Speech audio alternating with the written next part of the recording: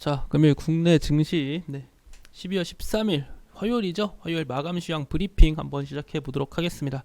금일 국내 증시는 코스피 같은 경우는 상승 종목 400여 개, 하락 종목 똑같이 400여 개입니다. 코스닥 같은 경우는 상승 종목 약 700여 개, 하락 종목도 역시 약 700여 개로 형성되어 있었고, 금일 수급을 보시면은 보시다시피 양거래소 모두 개인의 매수세가 이어졌으며 기관의 매수세, 그쵸? 그리고 외인의 매도세가 좀 나와준 모습입니다. 그와 동시에 외인의 매도세에 힘입어 비차익 순매수 역시 매도세가 좀 나와준 상황이며, 그리고 인해 증시에 약세가 좀 나와준 모습인데, 사실상 강보합권에서 마감했습니다. 증시 마이너스, 코스피 같은 경우는 마이너스 0.03, 코스닥 같은 경우는 마이너스 0.01%, 원달러 환율은 1원 가까이 약세가 나와주면서 사실상 증시의 움직임이 거의 없었다고 표현할 수 있을 정도로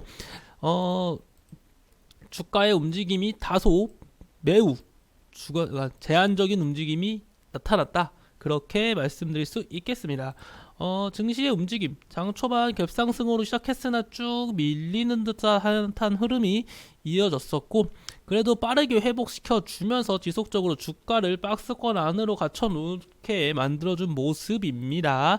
자, 국내 증시 일단 코스피 같은 경우는 금일 2372포인트로 마감을 하면서 5일 평균선을 순간적으로 이탈을 한 모습이지만 121선 이탈이 현재 나와주지 않고 있습니다. 그렇다는 것은 여전히 긍정적인 지표고, 솔직히 5일 평균선이 이탈이 나와도 긍정적이에요. 나쁘지 않습니다. 국내 증시 아직 견조한 흐름 이어지고 있다. 국내 증시에 그러면 지켜봐야 할 상승 모멘텀이라기보다는 국내 증시에서 지켜봐야 할 점이 국내 증시에서 지켜봐야 할 점이 무엇이 있을까요? 자, 당연히 이제 CPI요. CPI. 일단 전날 뉴욕 증시에서 1%가 넘는 상승세가 나와줬음에도 불구하고 국내 증시는 다소 좀 조정이 이어졌단 말이에요. 그쵸? 국내 증시의 조정이 이어졌다. 이 점은 조금 아쉬움이 클 수도 있어요. 국내 증시도 좀 1%가 넘는 강세가 같이 나와줬으면 좋았을 텐데 그렇지 못했으니까요, 좀 아쉬움이 클 수는 있거든요. 하지만 여러분들, 국내 증시에만 있는 이슈가 뭐가 있을까요? 왜 약세가 나왔을까? 이렇게 생각을 해본다면은 첫 번째로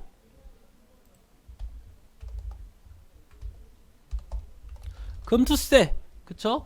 금투세, 국내 증시에만 있는 이슈점은 당연히 지금 첫 번째로 떠오를 수 있는 건 금투세입니다. 금투세 관련 증시에 악영향을 준다, 아니다, 상관없다, 이런 식으로 확실히 갈리는 모습이긴 해요. 누구 말이 맞는지는 저도 잘 모르겠습니다. 악영향을 줄 수도 있고 안 줄 수도 있는데 어쨌거나 줄 수도 있다는 거잖아요. 만에 하나라도 악영향을 줄 수 있는 가능성이 있다라고 현재 들리고 있고, 그렇다는 것은 이 금투세 이슈로 인한 증시의 약세가 나와줄 수도 있고, 그 다음은 당연히 대주주 양도세겠죠. 국내 증시에만 있는 이슈면요, 대주주 양도세 이슈, 연말 연말 대주주 양도세 관련 이슈가 있다. 이렇다는 것은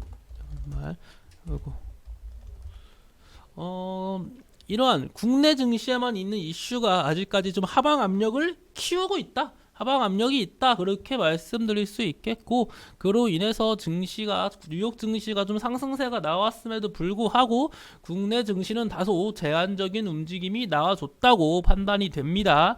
자, 그리고 오늘 밤에 이제 CPI가 발표되잖아요. 11월 CPI 발표가 예고되어 있는데, CPI가 저는 괜찮게 나올 것 같아요. CPI의 움직임은 유가에 예민하게 움직이고 있고, 유가의 약세, WTI 유가지수가 좀 많이 내려온 상황이거든요. 그렇다는 것은 CPI가 좀 약세가 나올 것 같다고 전 예측이 되고 있고, 지금 기대 인플레이션 역시 1년치 기대 인플레이션이 좀 약세가 나왔잖아요. 시장은 이미 인플레이션이 정점을 통과했다고 기대감이 엄청 많이 올라와 있습니다. 기대감이 이미 많이 올라온 상태이기 때문에 이 기대 인플레이션, 유가의 약세, 이런 걸 보면은 이번 CPI 발표 역시 충분히 약세가 나올 수 있다라고 저는 보여지고 있어요. 그래서 좀 실제로도 약세가 좀 나왔으면 좋겠습니다. CPI가 약세가 나와줘야지 이 첫 단추, 산타 랠리로 갈 수 있는 이 첫 단추가 이렇게 있잖아요. 그 중에 첫 번째 단추가 지금 이제 CPI예요. 뭐 그 다음이 FOMC가 될 수도 있고요. 다양한 이슈가 있지만 아무튼 간에 첫 단추는 CPI다. 그리고 저 개인적으로는 좋게 나올 확률이 크기 때문에 조금 기대를 해봐도 좋을 것 같다. 그렇게 말씀드릴 수 있겠습니다. 자, 그리고 금일 어떤 종목들이 이슈가 되었는지 하나하나씩 한번 살펴보도록 하겠습니다. 첫 번째, 카카오페이 주가 회복하자마자 임원들 스톡 옵션을 또 했다. 카카오페이가 좀 강세가 최근에 나와주나 싶었어요. 그쵸? 카카오페이가 중국 진출, 중국 시장으로의 진출이 커지고 있으면서 이 임원, 이제 카카오페이 주가가 좀 돌려준 듯한 모습이 나왔단 말이에요. 그쵸? 카카오페이에 대해서 주가가 좀 강세가 이어졌는데 또다시 임원진들이 스톡 옵션을 매도했다 이런 얘기가 나와주면서 그 비중은 좀 크지 않지만 솔직히 이렇게 지속적으로 나오는 스톡 옵션과 물량 철회 이런 거는 정말 증시 이 카카오 그룹 자체가 이 주주들을 좀 너무 기망하는 기만하는 행위가 아닐까라는 생각을 하게 됩니다. 저 개인적으로 소신 발언을 하면은 이 카카오는 좀 너무한 것 같아요. 카카오페이 하면 카카오뱅크 하면 그렇죠. 좀 너무하다. 좀 그렇게 말씀을 드릴 수 있겠고, 두 번째로 연간 국내선 이용객 첫 7천만 명이 돌파됐다. 항공 관련주한테 정말 긍정적인 소식이죠. 항공 관련주 제가 두 가지 뭐라고 했어요. 첫 번째, 코로나19의 리스크, 코로나19에 대한 리스크가 시장 전체적인, 또 국내뿐만 아니라 해외 전체적으로 코로나19에 대한 리스크가 커지면은 항공 관련주는 약세가 나올 수밖에 없는 구조이고, 항공 관련주 아니죠. 코로나19에 대한 리스크가 전반적으로 국내뿐만 아니라 전 세계적으로 완화되고 있죠. 제로 코로나를 추구하고 있던 중국마저도 현재 위드 코로나로의 전환이 이루어지고 있다 보니 이런 항공 관련주의 강세가 충분히 나와줄 수 있는 모멘텀이 될 수 있다. 그렇게 표현할 수 있겠고, 두 번째로는 유가의 약세, 항공기에 들어가는 원유 자체를 유가를 이제 달러로 계산을 하기 마련입니다. 그래서 유가가 약세가 나왔지만 당연히 원자재 운영하는 운행 비용 자체가 줄어들기 때문에 항공 관련주에는 강세가 나올 수가 있고요. 그뿐만 아니라 원유에 대한 계산은 달러로 진행하기 때문에 달러의 약세가 나와주면은 추가적인 유가 그것이 곧 유가의 약세를 의미하며 항공 관련주의 강세가 나와줄 수 있다고 자주 강조드렸습니다. 그러한 점 고려하시고요. 이것뿐만 아니라 하나 더 있습니다. 항공 관련 이슈는 중국 하늘길 제대로 열리냐, 해외 입국자 격리 해제설에 항공업계 기대감이 올라가고 있다. 중국이 정말 제로 코로나에서 위드 코로나로의 전환을 지속적으로 노력하고 있습니다. 이런 것만 보더라도 항공 관련주가 추가적인 강세가 나와줄 수 있다. 그렇게 저는 표현드릴 수 있겠습니다.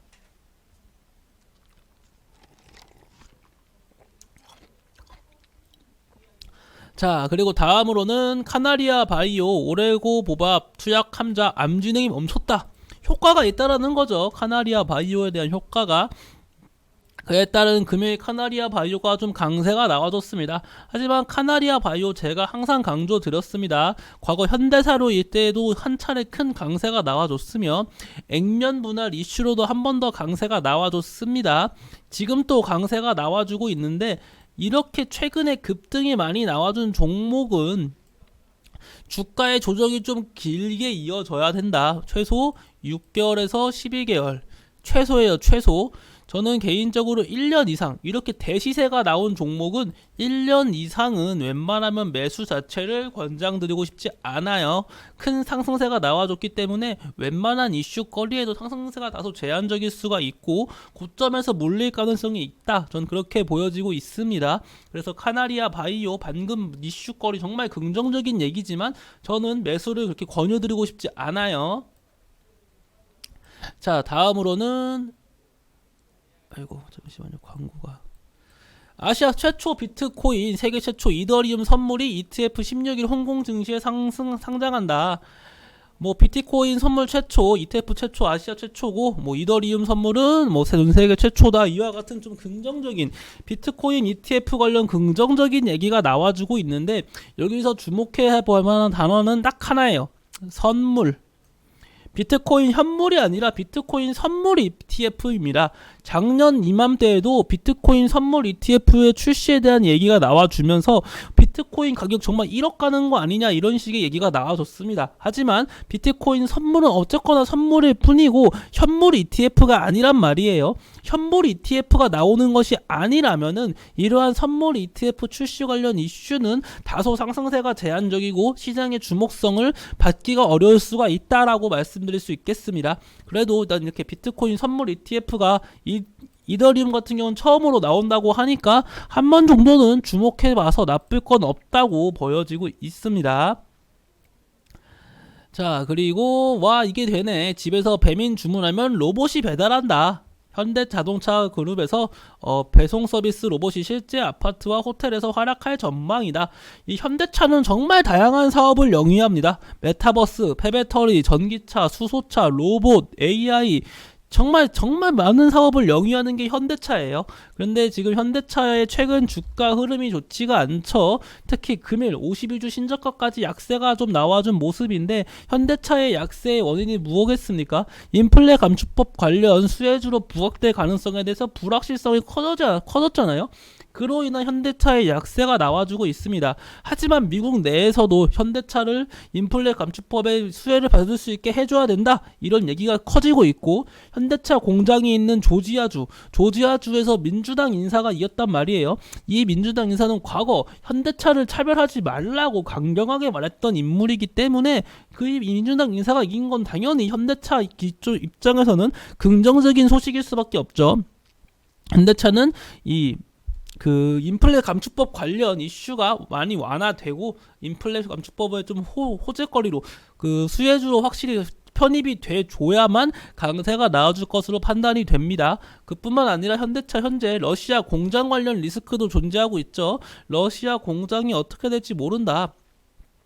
러시아 공장에서 철수를 하게 된다면 현대차 입장에서는 당연히 다시금 이제 러시아 시장을 진입하기는 힘들 거라는 게 좀 시장 지배적이에요. 그러다 보니까 현대차 입장에서도 지금 1년 매출이 제로가 나오고 있는데도 함부로 포기를 못하고 있는 이유가 그겁니다.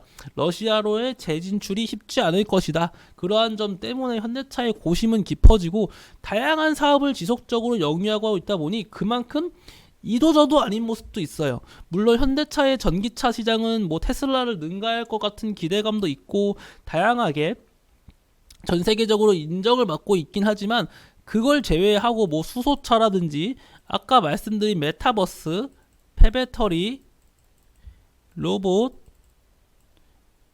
UAM 뭐 이러한 등등등 다양한 이슈거리가 솔직히 이도저도 아닌 느낌이 강하긴 합니다. 여기서 뭐 하나 강하게 확실히 치고 간다는 느낌이 없거든요. 전부 다 전기차에 비하면은 비교가 안 될 정도로 많이 밀릴 수밖에 없는 구조거든요. 그런 걸 고려한다면은 현대차가 다양한 사업을 하고 있는 건 좋은데 선택과 집중도 좀 잘했으면 좋겠습니다.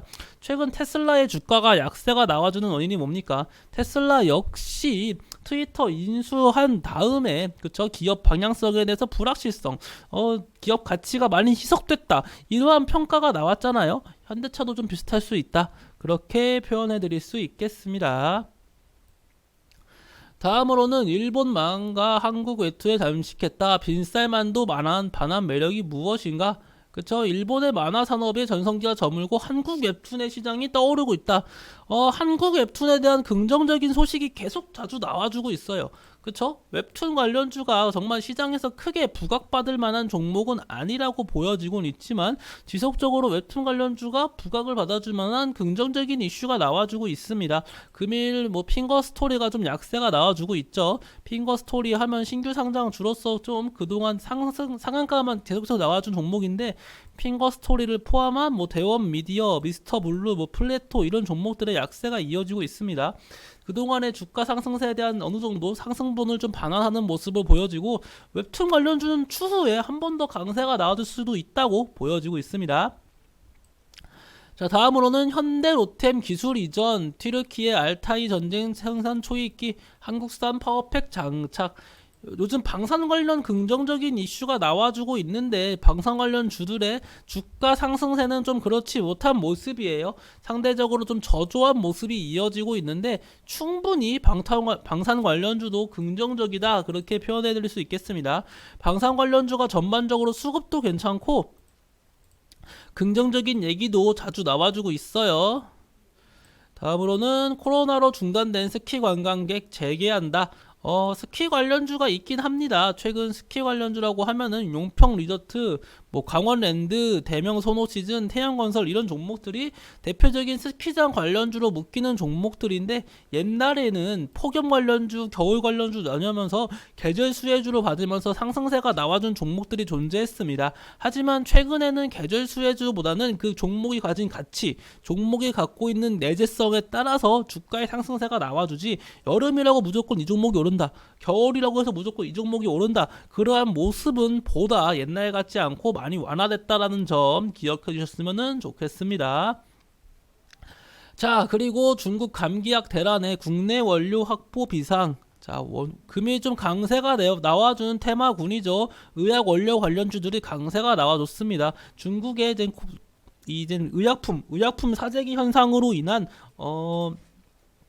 국내 증시에도 영향을 주는 모습으로 보여지고 이게 정말 뭐 연속성을 가지긴 좀 힘들 거라 보여지지만 제가 자주 강조드렸던 바이오 관련주의 강세가 나와주는 것이 국내 증시의 상승 모멘텀이 되고 이러한 의약 원료 관련주들의 강세가 이어진다면 확실한 국내 증시의 상승 모멘텀이 될 수 있다고는 말씀드릴 수 있겠습니다. 충분히 긍정적인 내용이긴 해요. 자, 그리고 마지막으로 우크라이나 재건 논의 본격화에 증시 기대감이 고조된다 이런 얘기가 나와주고 있습니다. 우크라이나 재건 관련 주들은 언제나 눌림목에서 매수를 해야 된다 말씀을 드렸고 이러한 이슈가 나와주긴 했으나 상승세는 다소 좀 제한적인 움직임이 나왔습니다. 아무래도 지난 금요일날 한 차례 큰 폭의 우크라이나 재건 관련주의 강세가 나와준 만큼 금일은 다소 좀 제한적인 모습이 이어졌다고 표현할 수 있겠습니다.